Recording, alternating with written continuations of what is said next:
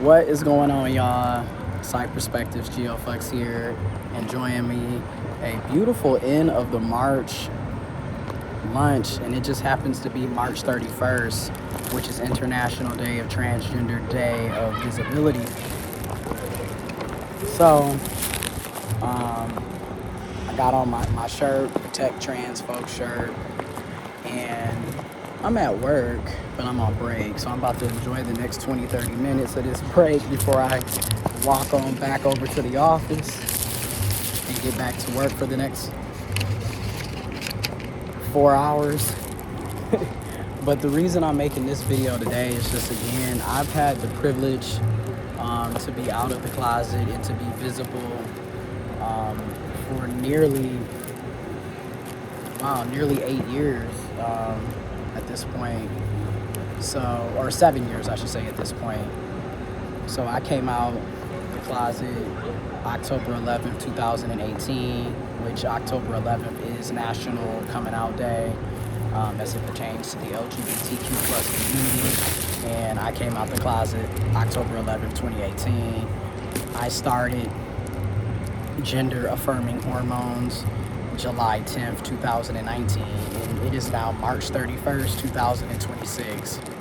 So for me, that's going on 7 years of living my truths and being visible. I recognize the privileges that I have that allow me to live my truths and be my authentic self, and which allows me to be visible in the first place. I don't take my privileges for granted. I use my privileges to advocate for the trans community, the intersex community, the non-binary community, LGBTQ plus community, women, black, brown, people of color, and marginalized identities in general.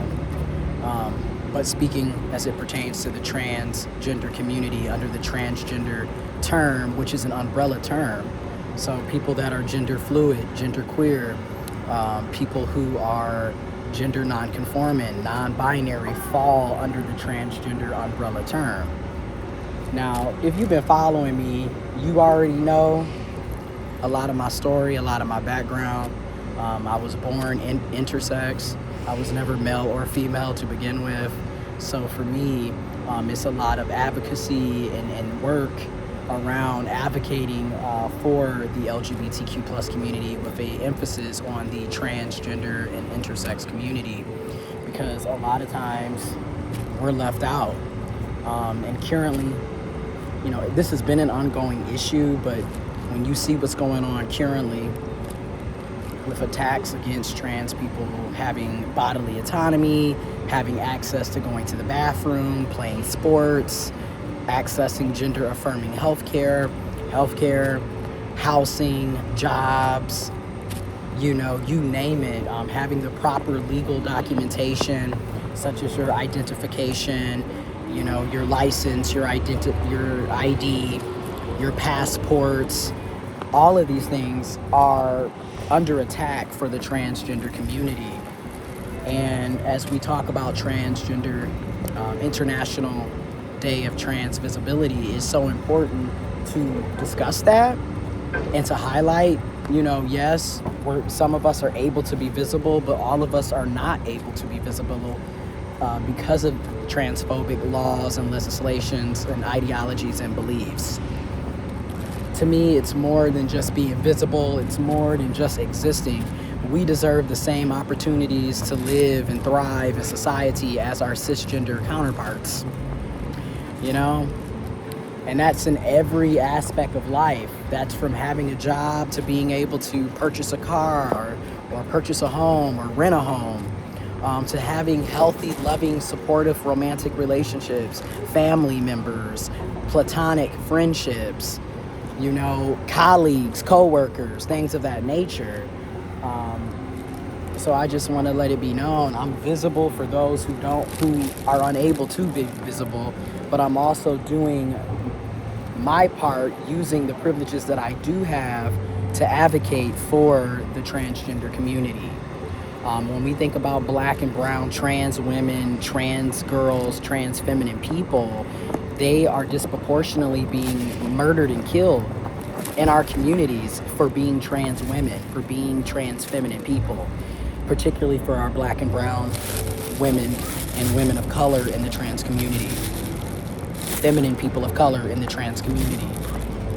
And a lot of times when they are being murdered, attacked, physically abused, assaulted, and dehumanized, it's by people in our own communities. It's by typically cisgender males that are ashamed of their attraction towards trans women, towards trans feminine people.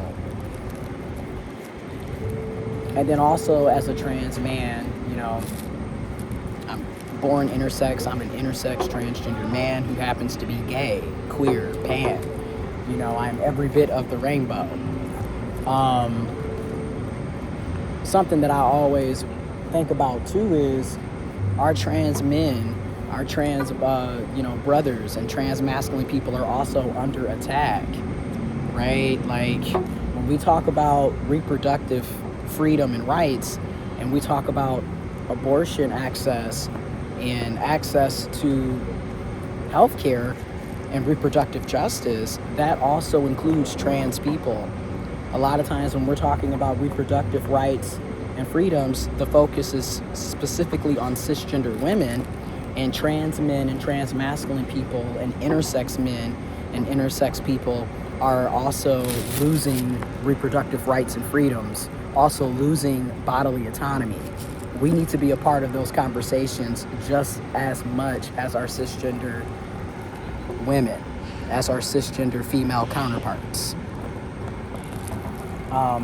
When we talk about housing and affordable housing, these are issues that also impact trans lives. And affordable housing and reproductive freedom impacts everybody, regardless if you're trans, non-binary, intersex, or cisgender. We all need to have access to shelter and quality, affordable housing. We all need to have access to quality, affordable, inclusive, equitable healthcare, gender-affirming care. You know, if it's life, liberty, and the pursuit of happiness, that's for everybody, not just white, cisgendered, heterosexual males. Okay, that's for all of us. If all lives matter, then that means trans lives matters. That means women and girls matter. That means gay and queer people matter. That means poor people and people who are facing homelessness and those who are currently homeless matter. That means Palestinian lives matter. That means people who are living with disabilities lives matter. That would include everybody. Everybody loves to scream and holler, all lives matter, but then in action, we don't see that. I also want to leave off with saying this: for all the people who claim to be allies, actions need to be behind your words. I can't stress that enough. You know, a lot of people claim to be allies, but then when we look at their actions, or shall we say lack thereof actions, it doesn't really show as ally. You know, if you, for example, if you are dating somebody in the trans community and you're not taking any type of initiative to learn about the experiences of trans people, what legislation and policies are being passed at the local, state, and federal level, and how that's going to impact your significant other who happens to be trans, then you're not really being a good partner, let alone a good friend, let alone an ally. You know, you're not speaking up against transphobia, then what are you doing? And that's real. You know, a lot of us in the trans community, intersex community, are feeling alone. Rightfully so, because we're surrounded by cisgender people who don't speak up about anything unless it directly impacts them, which highlights cisgender privilege at the end of the day. Like, that is a privilege to not have to worry about laws being written to dehumanize you and to take away your freedoms and rights. You know, you don't have to worry about which bathroom you're going to be able to use if you're going to be able to get health care. It's not being based off of you being cis. Meanwhile, I have to figure out which states I'm allowed to be in, which cities I can go to and be visible. Because literally in places like Kansas, Indiana, Ohio, Texas, Florida, and the list goes on, they're writing legislation and policies to ban the existence of transgender people. to ban the existence of drag performances and drag artists, policing gender and sexuality. But of course, if you're cisgendered and or heterosexual, then hey, you don't have to worry about those things because you're never being thrown to the wolves. Now think about the people that aren't heterosexual. Think about the people that aren't cisgender. We're being thrown to the wolves every single day, and a lot of our so-called cisgender, heterosexual family, friends, romantic partners don't speak up, don't say anything, don't even have the common decency to check in to see how we're feeling or doing. So again, when we're talking about being an ally, that needs to come with action.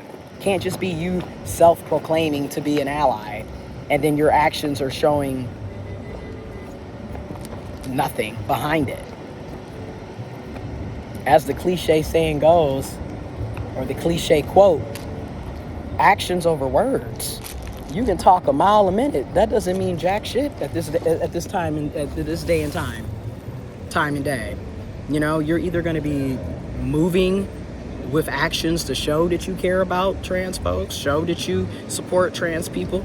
You know, that could be anything from you learning about the experiences, attending a meeting or rally or protest or march, donating money to mutual aid to help trans folks with healthcare coverage, relocation.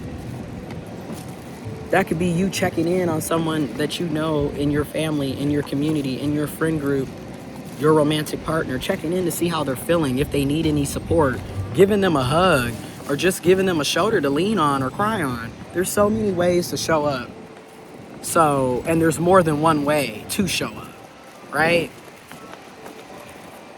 And I realize, you know, everything ain't for everybody. And definitely respect to you and your capacity and your boundaries. You know what I'm saying? Definitely respect what you're willing to do and what you're capable of doing. And at the same time, liberation is going to take sacrifice. That means those of us with privileges, including myself, are going to have to sacrifice some of those privileges and comfortability to make sure that everyone has access to freedom, rights, equity, justice, and resources and support. If we're truly fighting for liberation, then we have to become comfortable with the discomfort that comes from advocating and fighting for liberation for all people. And in many situations, you're gonna have to check your privilege. You're gonna have to stop playing the victim when people are holding you accountable. And your actions are gonna have to speak louder than your words. You can't just keep giving us feel-good quotes and statuses. You know, put your money where your mouth is, essentially. And that's where a lot of us are at. And a lot of us have significantly reduced the amount of people that we're hanging around. Because at this day and age, especially speaking on a personal level, I don't have time to be around people that don't have my back, that don't support me, that are not genuine, that don't reciprocate effort and energy, that have all of the excuses in the book for why they can't do something. But then when it comes to them, all of a sudden those excuses disappear. So yeah, anyways, sending love, sending positive energy, love, strength, and solidarity to all of my fellow transgender people, intersex people, non-binary people, queer people, LGBTQ plus people. Trans lives matter. Trans rights are human rights. And if you're an ally, if you're a friend, if you're a family member, if you're a colleague, if you are an ally and you are a romantic interest and you claim to love and care about people in the trans community, speak up for us, stand up for us, defend us, love us, show up for us.